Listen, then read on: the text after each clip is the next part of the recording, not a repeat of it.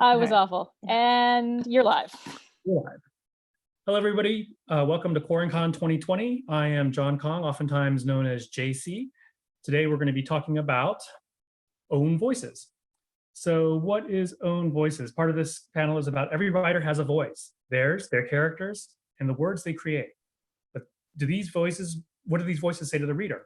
When writing about other cultures or incorporating pieces of them, how do you remain sensitive to the history and feelings of others while holding true to your vision? Today, we are joined by an awesome cast of panelists. First, Sarah Chorn, an author and reviewer. I knew I was going to butcher this. Anila Dean, author. Monique Desir, author and blogger. And Justina Robson, author. If you guys would like to introduce yourself, let's start with Sarah. Hi, I'm Sarah Chorn, and I am an author and an editor. You can find me at bookwormblues.net or basically anywhere as Bookworm Blues. Okay, Anela. Hi, well, I'm Anela Dean. I write science fiction and fantasy, and I'm from Minnesota, and yeah, that's me. Monique. I'm a full-time teacher, mom of 3 sons, wife. Oh, I write, it gets worse. Your house 19, is so clean. 7, and 4. Oh. Math. What were we thinking? But no, they're great. And the oldest one's in college. He studies violin, and he's going for criminal justice. So I write, I blog, like John said. I'm an avid reader. So that's me. And then finally, Justina. I am a long-term reader and writer of science fiction and fantasy. And I've written quite a lot of books, and including a Transformers book, and I have 3 kids, a very similar age range to Monique's. And my house is a complete tip. And here I am. Yes. So can you show us, if you happen to have your book on hand, can you like hold them up and show it so people get to know who you are? This is the new US cover of Keeping It Real, which is part of the Quantum Gravity series. There's 5 of those. And this is my newest book, which is Paper Hearts, and it's out from Press. And this is my newest fantasy book, which is Salvation's Fire. But that makes it seem like, oh, I've got loads of books, but actually that's quite a lot of years of books. I didn't just write 3 books. Okay, Monique, you want to show us your book? Do you happen to have one? Well, I have a middle grade book. It's called Moonstruck. It's the first in the Waking Dream series. There it is. Pretty. We can read Moonstruck, but yes. It's like lucid dreaming, some Haitian Loa mythology in it. My parents are from the islands, the Caribbean, Jamaica and Haiti, and I like to tap into my own culture. I had a prose story that won 2nd place, and it was published in this anthology by Dr. Sarah L. Webb. It's called Colorism Healing, which talks about the issue of colorism in all types of ethnic groups, whether it's Asian, Latinx, or African. And then this is one of my short stories, which was initially sold by Faya Literary Magazine, the speculative magazine from Black people, like of the diaspora. It was bought by a French publisher, Rivière Blanche, and it appeared in Dimensional Uchronie 3 or 3. I thought that when they called me, they were like, we want the story. I was like, this got to be a hoax. Because I was just now picking up traction a few years ago, and I'm like, yeah, right. So I check, and I'm like, it's true. So the editor of the book, Bertrand, he's amazing. So the story was called Bon Iban, which means God is good in Haitian Creole. And it's speculative, meaning like what would have happened if, okay, let me backtrack. They wanted stories called Ahistorical Blackness, which is like historical things that happened in the Black history, but it had to be like turned on its head. So I said, what I was researching at the time, lots of slave revolts that took place around the world and in the US. I was like, what would have happened if a Voodoo priestess was alive during the time and she was able to raise the dead? What could have happened? And so the story is about her daughter, Heloise, who's the, I guess, result of what happened when the main character was unfortunately assaulted by the master of the house, and what would have happened. So it's told through Heloise's eyes, and it's a good story. It was fun to write and to speculate. So you can Yeah. look it up. Again, it's called Banyaban, and it's on my blog. You can find it like online. Just type in my name. And Sarah, do you want to show us your book and tell us a little bit about what it's about? So you can all pretend to see my books, but we had earthquakes, and so we had to move a whole bunch of stuff into the basement. My legs are not legging today, so I'm so Oh. sorry. they're down there. So I have Seraphina's Lament, which was released last year. It is based off of Stalinism and the Holodomor, which was a genocide in Ukraine. And then on Tuesday, my book of Honey and Wildfires is coming out, and that is based in kind of a secondary world, Wild West, and the magic system's based off of oil and coal. And Wow. Total yeah. fossil fuel. Okay. Yeah, kind of a weird twist on fossil fuels, and I enjoy it, but I don't know. Okay. That's all that matters. You All- enjoy it. All of these books and all of these links you can find in the Artist Alley, which is off the QuaranCon website. Okay, so let's get started. So what does own voices mean to you? I'm going to toss that question up and let the first person who wants to answer start talking. Well, the movement is taking up a lot of traction, if that's Mhm. okay. So I'm glad that you phrased it that way, John. What does it mean to you? Because what it means to me could be different than, from someone else.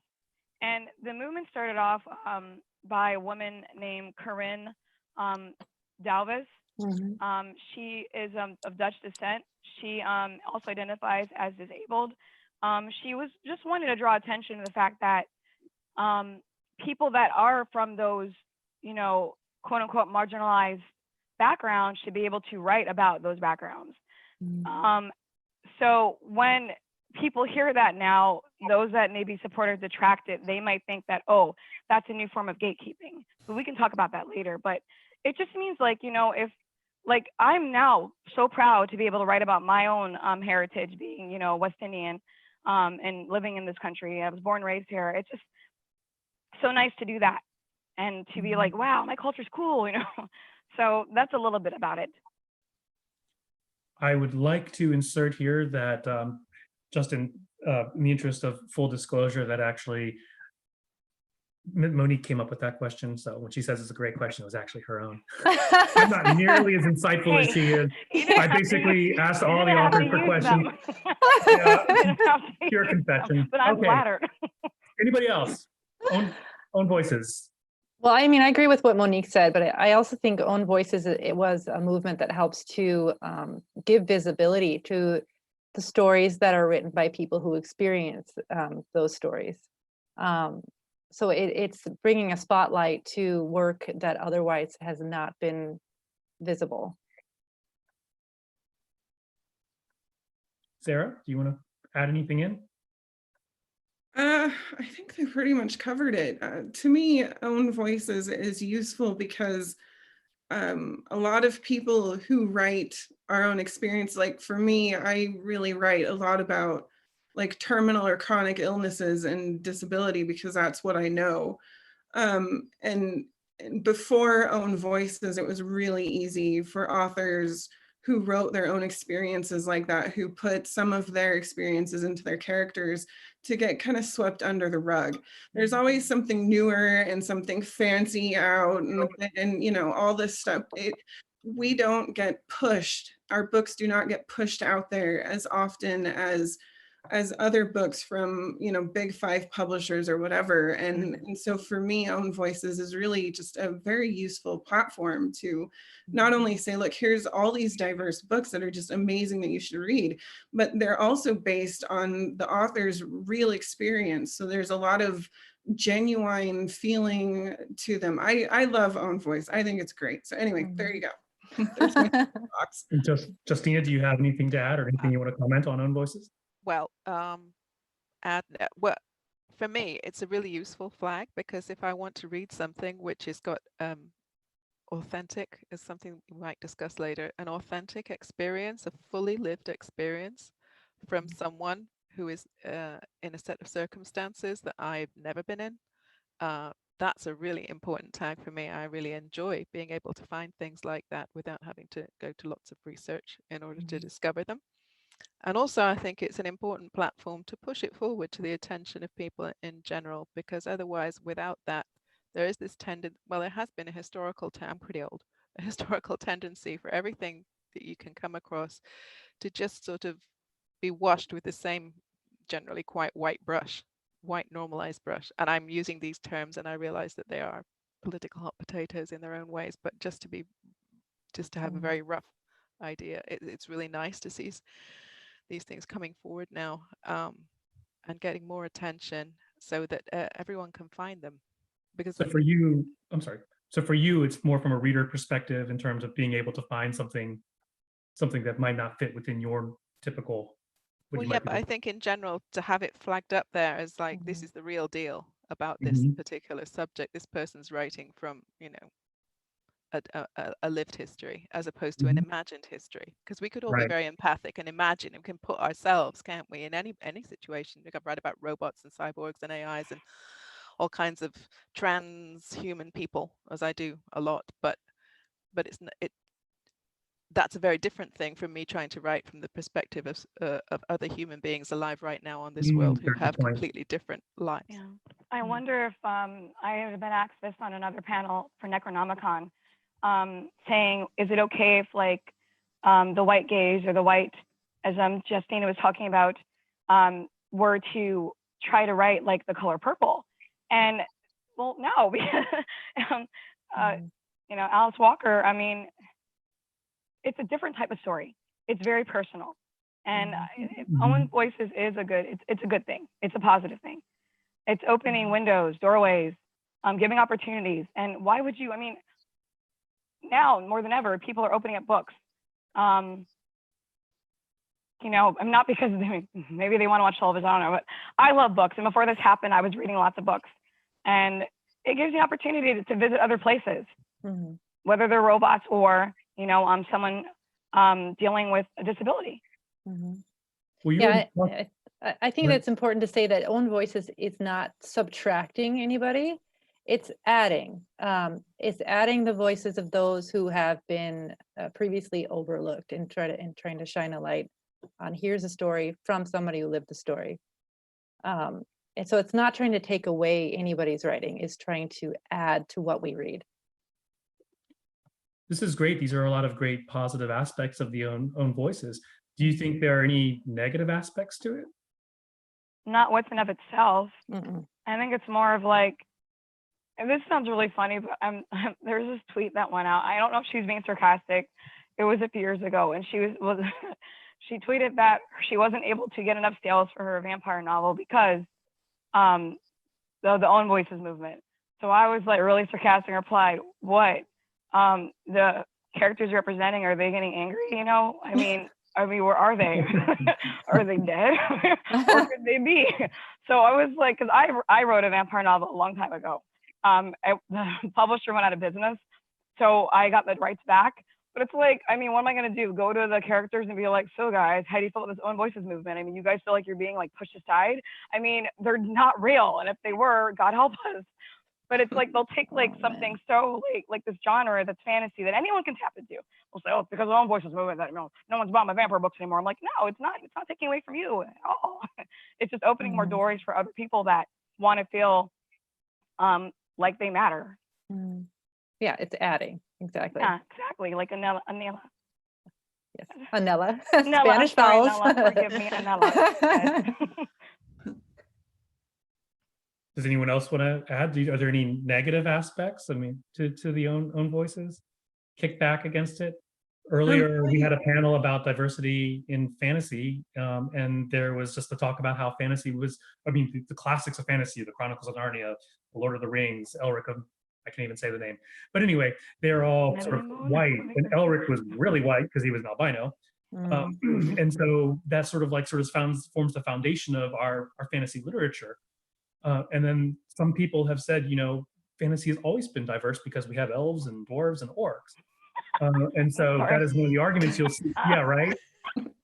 I'm sorry, I'm moderating. I shouldn't be laughing with you. I won't. Are we going to go into the orcs or the blacks of Lord of the Rings discussion? Oh, dear, let's not do that. The racism? Yeah. Oh. Yeah, let's So not get into that. I mean, as far as negative aspects would be, any negatives would be the confusion of what it is. you know, like I saw an example somewhere, I don't remember where, but they said a dentist writing a story about dentists is not own voices. Okay. It's not a marginalized group here. So I mean, it's the confusion of what does own voices mean that leads to a negativity about it. I would insert that I do have some dentist friends and they feel pretty oppressed, but as you keep on. Little Shop of, remember Little Shop of Horrors? Oh yeah. I love that song. To be a dentist, and he's like, I don't know, how many of you seen that movie before? A little. I've seen it. Horrors. I'm with you. I'm with you. That movie. Sorry, I got on a little tangent. But I mean, the negative. I mean, push back because they don't understand it.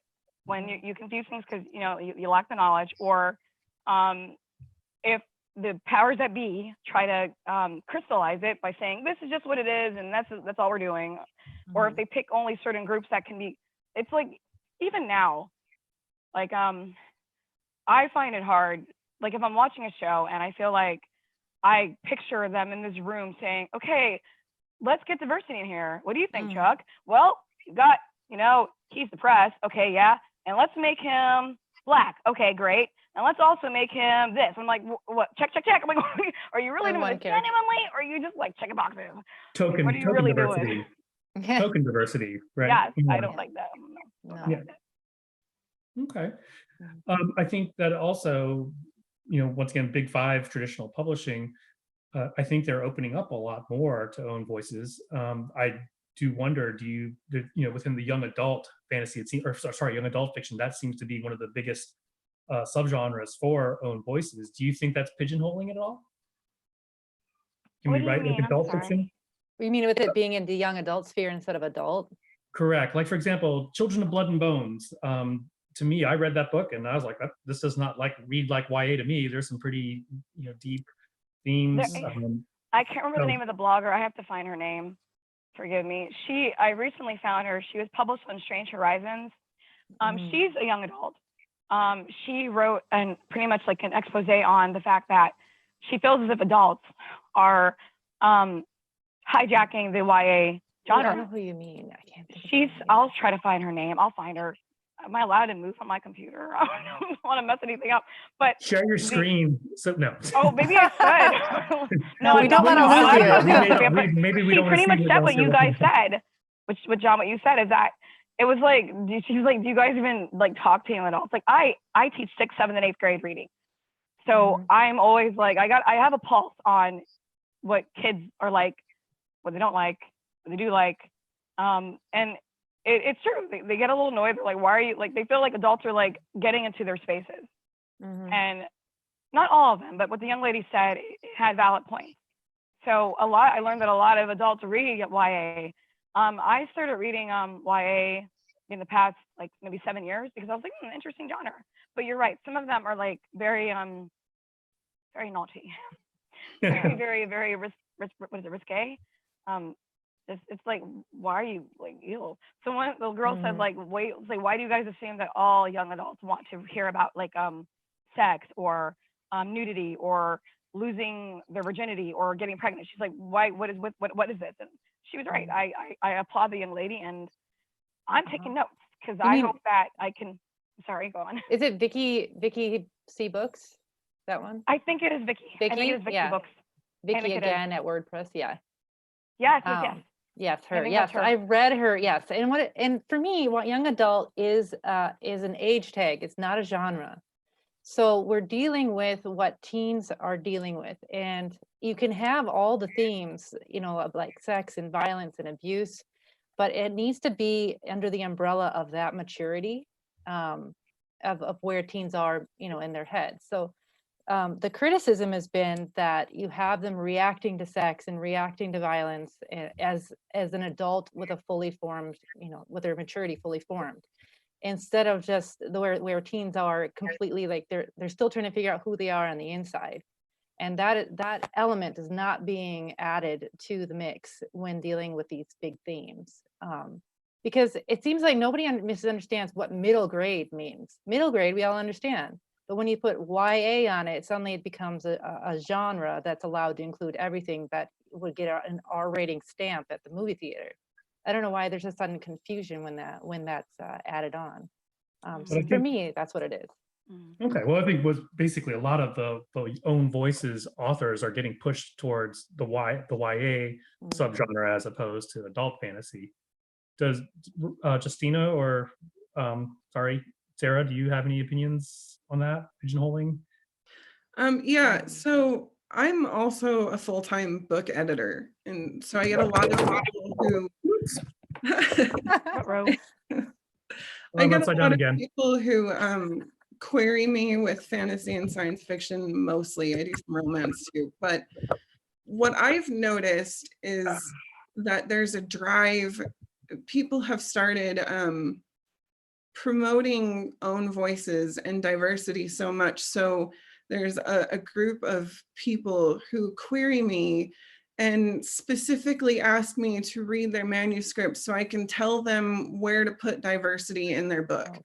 And I think that's kind of, a lot of people are seeing this trend towards diversity and thinking, well, I'm never going to land an agent unless I have the Asian person covered and the disabled person covered and the African American person covered, and you know, and then let's throw in some Native American stuff too, just to really cover our bases. And how about you edit this, and then I'll get an agent, it'll be amazing. And that's just not how it works. But I do think that I'm seeing more and more often from the authors that pitch their books to me, this trend towards, well, I'm never going to land an agent because I am a straight white guy and nobody wants to hear about straight white guys right now. And I think that's kind of, it can be detrimental because it's pigeonholing people and it's putting token characters in, and I hate both of those so much. We can have an entire panel about how much I hate that. And but more, it's not genuine and it's not real if you're just sticking people in places, genuine's the right word, boxes. And so I think that could be a negative trend, and I don't think that's Own Voice's fault. I think it's the fault, mostly, to be honest with you, of the industry people who are saying, I want books, but I only want books if they're diverse. And then everyone out there who's writing books is suddenly like, oh shit, I need to add all this diversity. And so I think that's one of the issues that on my editing side, that's what I'm seeing a lot of. The commercialization of it. Exactly. All right. So yeah, in this case, yeah, it seems like it's more once again the token diversity in order to try to check your boxes and say, yes, we did a good job. We're going to pat ourselves on the back. But as you said, it does seem to have caused like a kickback against certain authors who feel like, wow, now I can never get an agent. But I think it also brings up another thing with self-publishing. I know we haven't really talked about this yet, but self-publishing seems to be an avenue that allows a lot of things to get to market pretty quickly. Do you have an opinion on own voices and self-publishing? I think it makes it easier to have your work looked at the public. Like for me, like I've been reflecting a lot on my journey as a writer. I looked at where I want to be and to where I am now and what I need to do to get to where I want to be. My goal is to get an agent and to get with either a small press publisher or maybe even one of the bigger ones, because I suck at self-promotion, and I like some of my indie friends, they were like making like, Monique, I made 6 figures. I'm like, how are you doing it? So I don't know how they're doing it. I don't know. So I get a panel on that. So I just like, I'm just gonna stay in my little corner, keep writing my short stories, getting my my resume of sales up. And I mean, I commend them, like Moonstruck. It was independently published. You know, I made it, I didn't make the cover. I contacted a young lady after I looked at a lot of other portfolios. I did professionally. It looks like a good book. I sold probably 600 copies, you know, but it took like a long time. It wasn't like the first year we did it. It wasn't. It was like, oh, wow, 3 years later. But it took up traction. Like there's a school in the county I work for. They're like obsessed with. They're like, come post an author signing April 30th. I couldn't go because of, you know, Lady Corona. So, you know, she does things.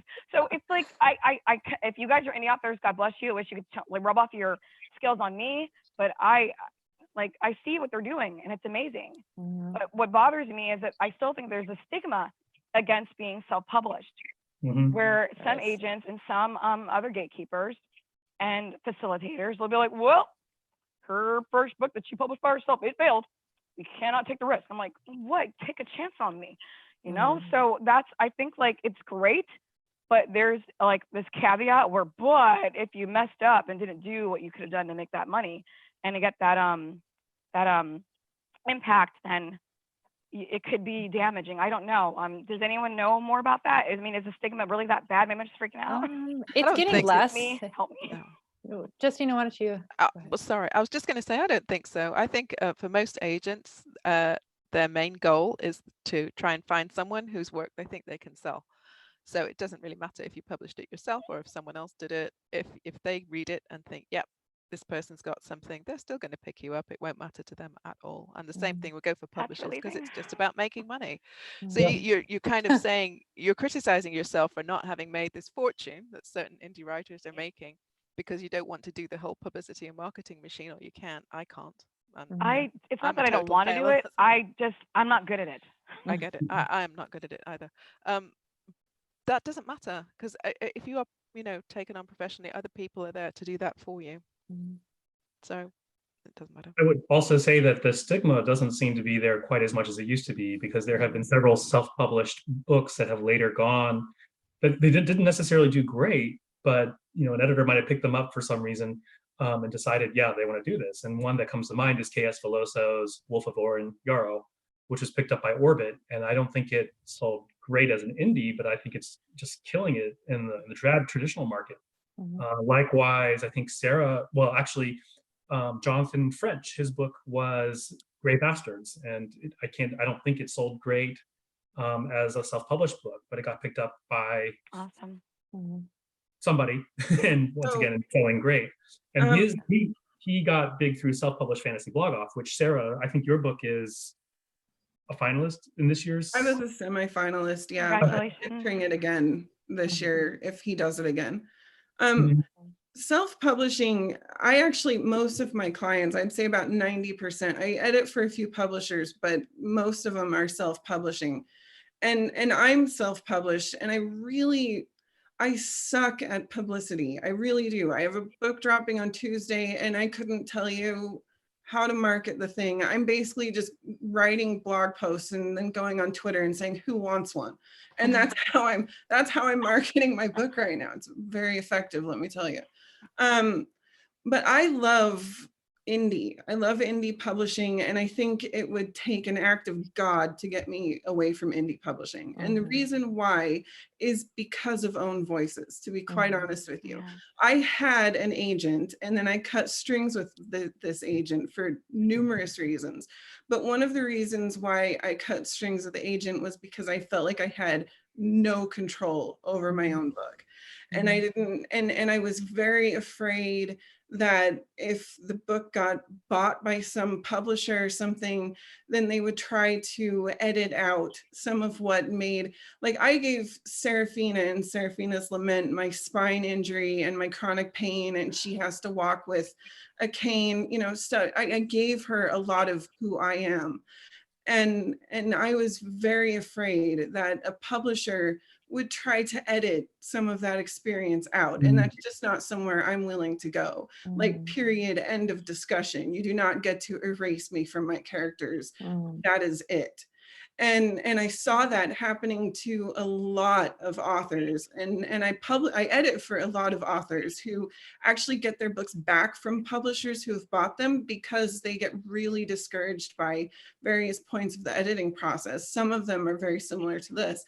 And so you just don't face that with indie. And so in a lot of ways, it's an uphill slog with some things.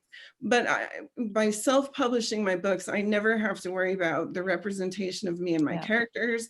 I never have to worry about somebody erasing some of what makes my own voice prevalent in the books that I'm writing. So, I mean, it's different for everyone. This is a mountain we're all climbing up our different ways. Nobody's wrong and nobody's right.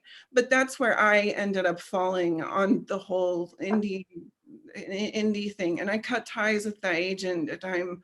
It was like the best decision I've ever made in my life. But you know, that's just where I fell. And some people have big successes and some don't. But for me, I just really enjoy being able to write whatever the hell I want. So there we are. Before I move on to our next question, I will say that we have 20 some people who are viewing this on YouTube. So if you have any questions for the panelists, we're going to spend the last 15 minutes of our allotted time to take your questions. So, you know, the whole dialogue box here on the side, I'm pointing in a direction. I don't know if that's where your dialogue box is, but go ahead and enter a question there. I'm going to move on to the next, unless anyone else wants to talk about self-publishing, we'll move on to the next. Well, I just want to do a plug for Intisar Kanani, because she had a book that she self-published, Thorn, that was picked up by a publisher and is Own Voices, and it published last month. So everybody go buy it. It's wonderful. And it kept true to the spirit of what she was trying to write. So that's one happy story with a conversion. There are we many. need happy stories. Yes. And Intisar, she was one of the panelists with me on diversity in creative world. So that link is somewhere here on YouTube, somewhere in QuaranCon. Yeah. Okay, so the next question I was going to approach was, what if you do not belong to a specific group? What sort of research would you do? I mean, how do you compete with Own Voices, or is Own Voices like a ally in this case? So if you do not write a character of your own, you know, particular marginalized group, what do you do? I don't think you have to be part of a marginalized group in order to write it, but you're saying like research-wise, like there's a website called Writing the Other, and there's a book, it has like all these master classes, and there's a book by Nisi Shaw. She's an editor and an author who wrote a book called Writing the Other. There's like a treasure trove of information you can find online. Now, back before the internet was so easy and like easily accessible, you know, due to money and all that stuff. Maybe people have had trouble, you know, doing that, or they just make stuff up, or they would just refer to stereotypes, which are annoying and lazy ways of thinking. You know, you have to actually interview people. I attended a meeting, a training at Highlights Foundation with Linda Sue Park, and she talked about seat at the table, where if you want to write about a culture that's outside of your own, do you even have like friends from that culture? Do you have, you know, where you can tap in with it genuinely, organically, or are you just doing it because it's a trend? Where is your heart, you know? And then I heard an interview that was going on. I don't remember the name of the authors. I wish I remember their names, but it was on NPR, and they were talking about like going further than the seat at the table, but like, have you kissed their babies? I mean, that type of intimacy when you're writing about something so just groundbreaking, so intimate, you should be able to, if you've held their children, or, you know, took care of their kids with them, or been that intimate, then yeah. But research is where people should start. Reading books, going websites. Google is your friend. Yeah, Writing in Color is another one, another good website. Yes, I love it. I love it. They like to describe the hair texture, the right, hair, and they how to talk about the shape of eyes in a not disgusting way, and they have people ask questions, and then they'll ask a question that's like horrendously stereotyped, and then they'll unpack it. So it's really nice that they do that mental work, so that it's there as a resource. So I'm going to totally stereotype here and go for the blonde over there. Justina, do you have any opinion about writing people outside of your own group?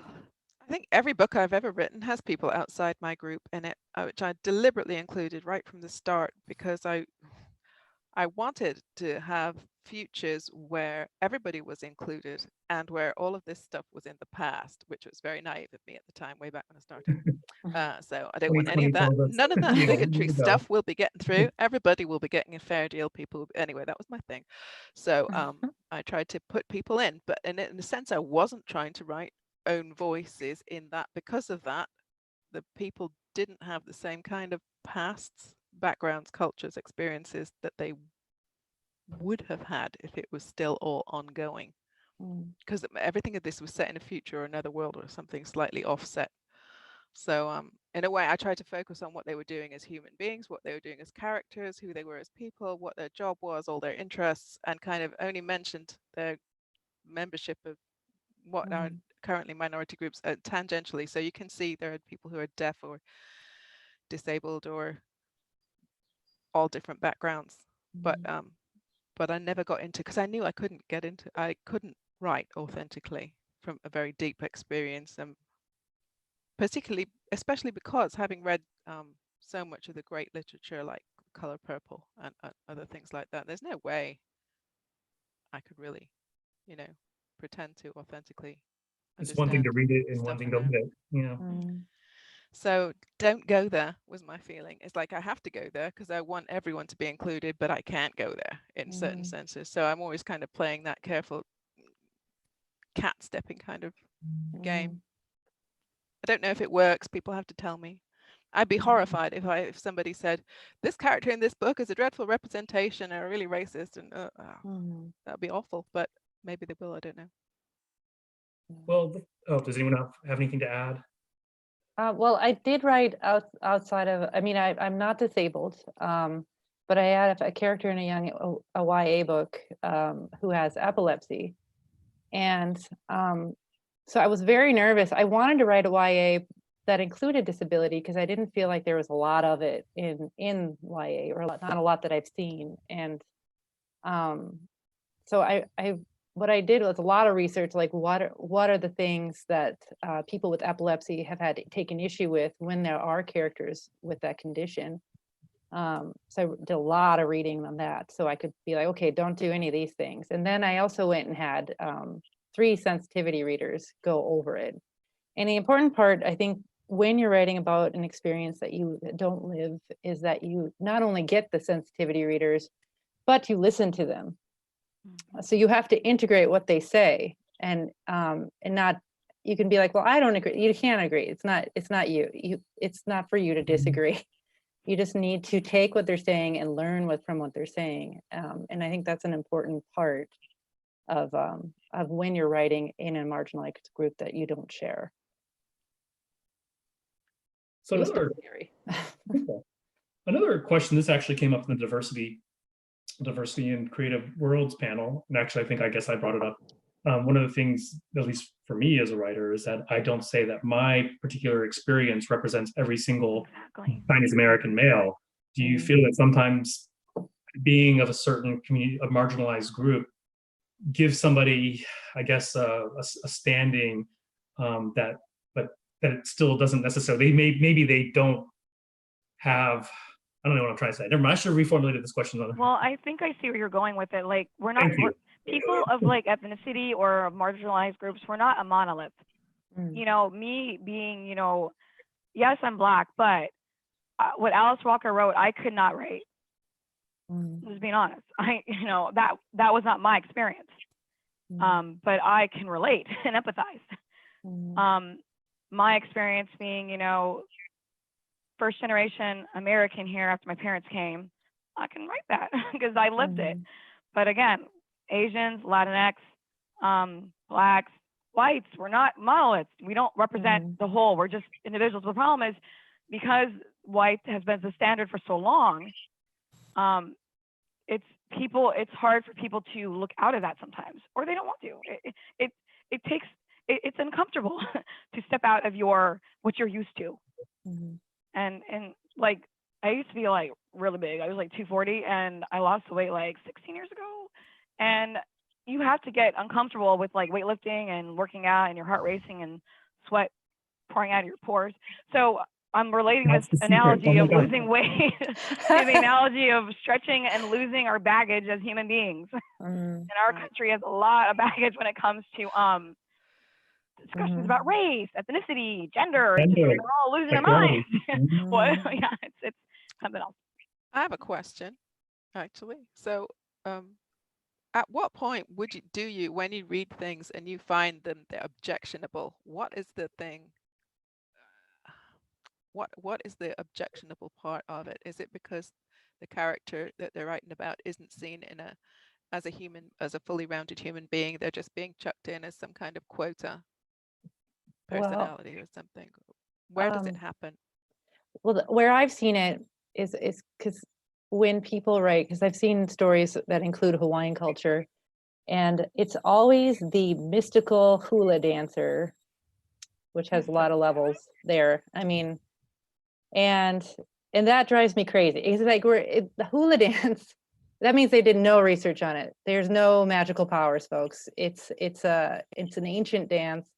It does not invoke the gods. Okay, it's a communicating through dance, and anybody who read one article on it would know this, and would know it is not a fancy striptease as well. And so My role was great. I know.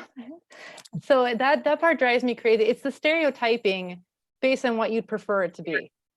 You don't know what it is. You'd like it to be this sexy hula dancer with magical powers who leads the white guy on a journey. And that's not what it is. That's really what the book was. I'm not going to say the title, but that's what it was that they asked me to review because I'm Hawaiian. Last Yeah, summer, yeah. exactly. It's not doing your research and not having respect for what you're talking about. You want it to be magical, and therefore you made it so. But it's something that exists in the real world. So you're misrepresenting it even in your fantasy world, and that's galling, I guess. For the disability angle, one thing that really gets on my nerves with characters is when they're always put in boxes. The disabled character, if the disabled character has to kind of defend his disability, or if like mercy killing, which I mentioned in the diversity panel, but it drives me absolutely crazy. Like your dad can't handle not having a leg, and so there's this chapter where everyone cries because they kill him because what's the point of living without a leg? You see that in fantasy all the time, and we're getting, it's not as prevalent now. But when I first started reading fantasy, if there was disability in a book, it was either the blind old lady who now has magical powers to talk to the gods, because heaven forbid someone's just blind. I mean, for God's sake, that can't happen. They're using the otherness as like a mystical power. And the other one is the mercy killing. Like grandma can't handle, not having a hand, and this is really sad. So let's all just put her out of her misery and bury her in the back pasture. And those two things is so much better at that. Sorry. Boxes are just the boxes are really, really difficult. So as soon as I kind of see a character that's falling into one of those roles or several others, I kind of mentally think, well, this person has a problem. With this character has a problem that needs to be addressed in its creation. But yeah. Sarah, I have a question. Yes. There was a blog post by one of my author friends. He wrote like about wondering, he was considering writing about the other, and he confused me because he didn't understand that, like when you have your plots, everybody, when you want to connect like the character's goal, and then you're like, okay, what's gonna stop or thwart the character from accomplishing said goal? And there's like discussion, and it's like everyone that was on there was like saying like, oh yeah, we should connect it to the disability. I'm like, no, what? I mean, if the person's diabetic, are we gonna say, well, you got to connect it to, like, what is like, what, I don't know, what is cake or sugar gonna be like a problem every time? They're gonna end up with Willy Wonka in the factory. I mean, what is this? So I'm like, what are you guys doing? Why can't these be persons that have this issue? Why does it have to be always connected to pain or problem? My issue with that kind of thing is, so I have a chronic illness. I have Ehlers-Danlos syndrome. So every day my entire body dislocates, and I have a spine injury, and I am a hot mess. So, but there's no moral behind my hot messness. I was born this awesome, and I will die this awesome. There's no cure. I can pop my elbow back in joint and it hurts, and I just have to keep going because that's life. But nobody gets to moralize my condition. I know I wasn't born so that everyone around me can say, oh, look at her struggle. It's just, and it symbolizes this thing. And I mean, it's okay to have symbolism. That's not a bad thing. But the moralizing, the idea that we can't just have characters be diverse because that's how they are, I think is a huge problem. Like this need to say, well, I have to have this character be Native American because it's just, look at all this symbolism I can pack in there. I mean, that's not that doesn't have to be there all the time. There doesn't have to be some Mhm. big illustrious thing for why Right. my hip doesn't like to work. Stephen King. Yeah. Just, Yeah, just like- life. Stephen My King. hip does not work. My back sucks and my shoulders dislocate every time I move my arms.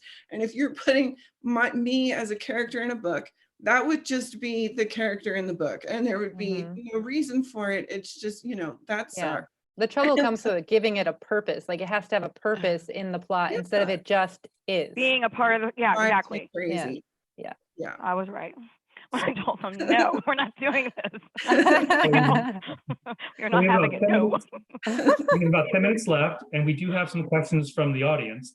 The first would be, there's a lot of need for sensitivity readers right now. Do you see that trend going forward, or is it not needed?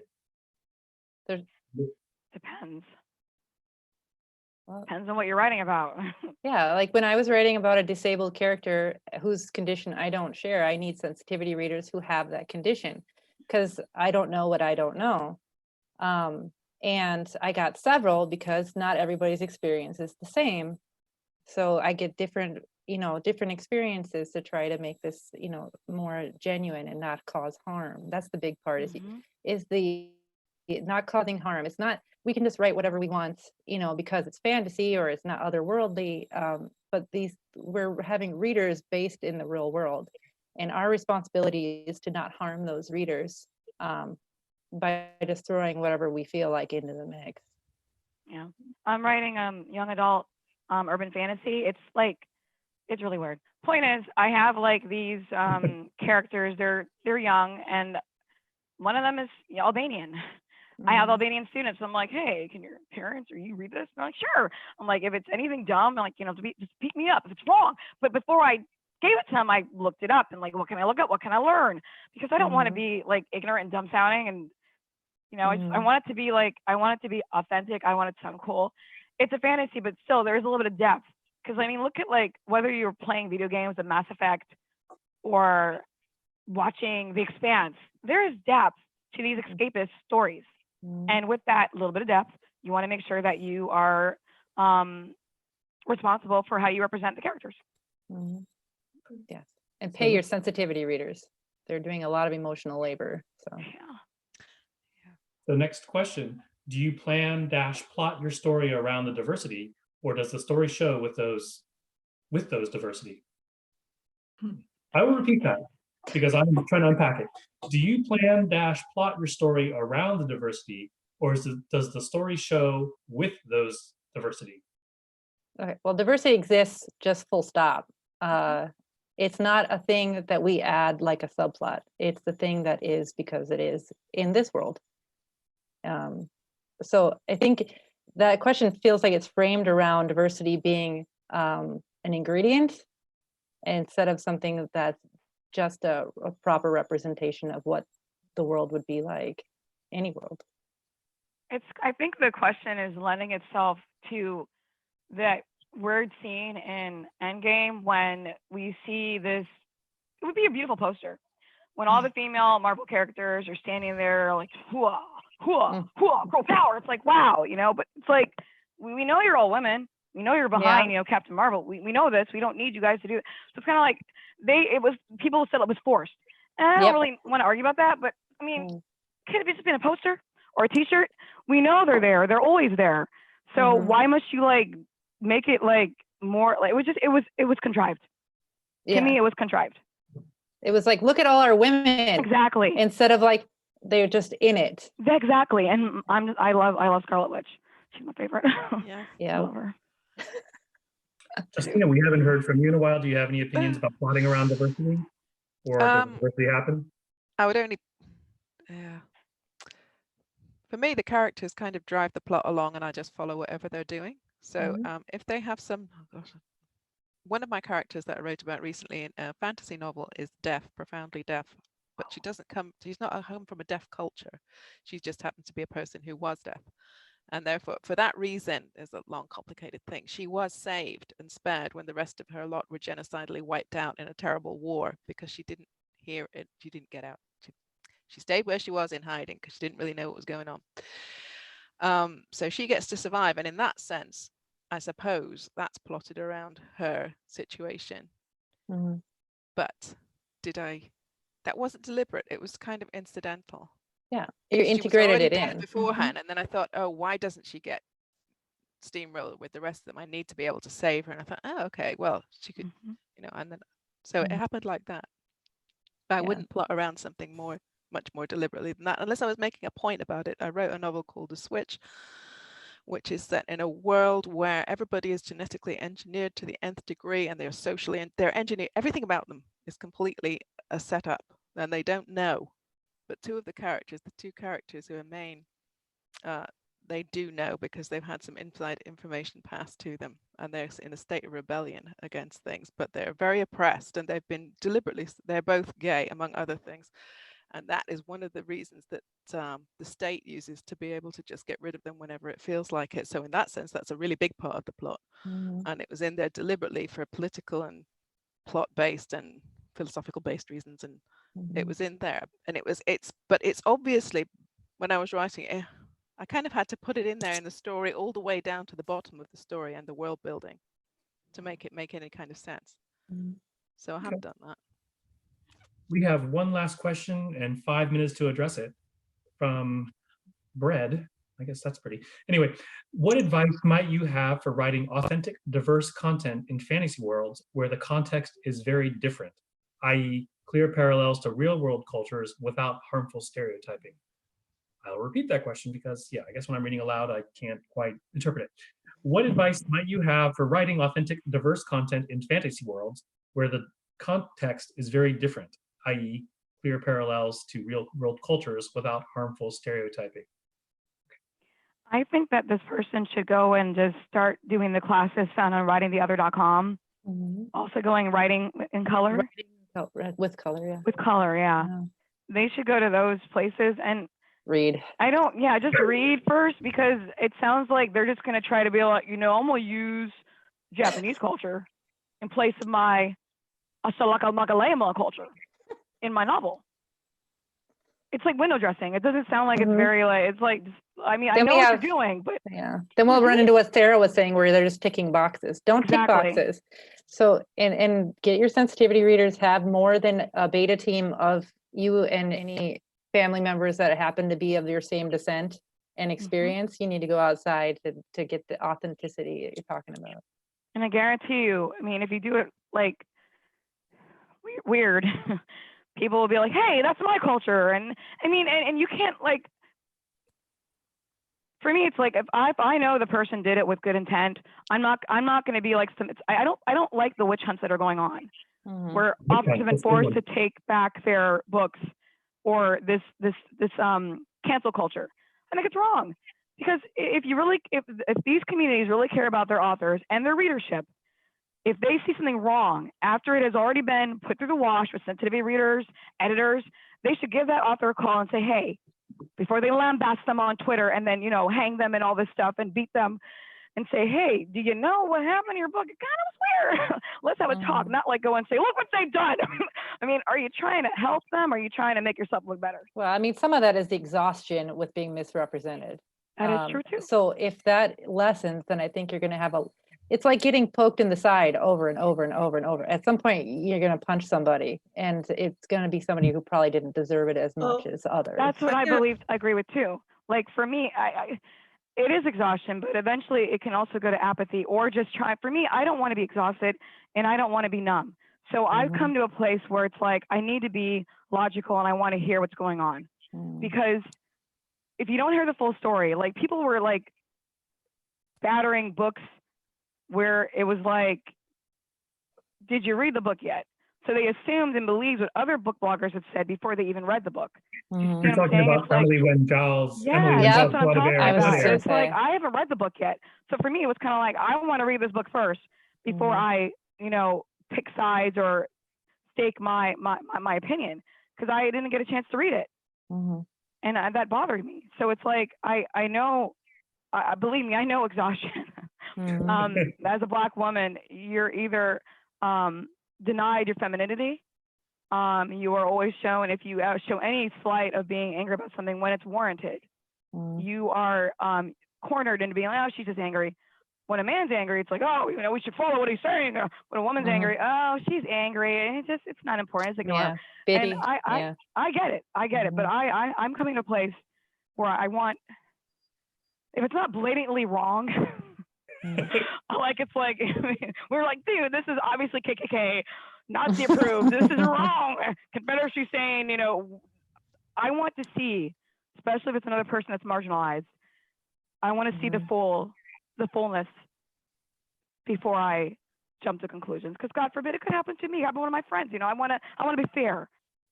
So that's where I am right now. Sorry. Yeah, we have 1 minute. We have 1 minute left before our next panel starts. Does anyone have any last words? Yeah, I want to say something back to that last question real quick. I want people to remember that having minorities, whether disabled or gender, sexuality, race, whatever, it is not a modern thing. There have been transgender people as far back as there have been people. In every country of the world, there have been disabled people, there have been people of color. It is not new. So when you're creating these fantasy worlds, you don't really have to reach that far if you realize that there have been diverse people everywhere for as long as humanity's been in existence. And so you don't really have to plot your book around this thing. It should just be naturally unfolding as part of your world. That will be our final comment with that great mouse drop. Thank you all for being here for us. And you can continue asking questions on the YouTube chat part. Thank you again for being at QuaranCon's, oh my gosh, Own Voices panel.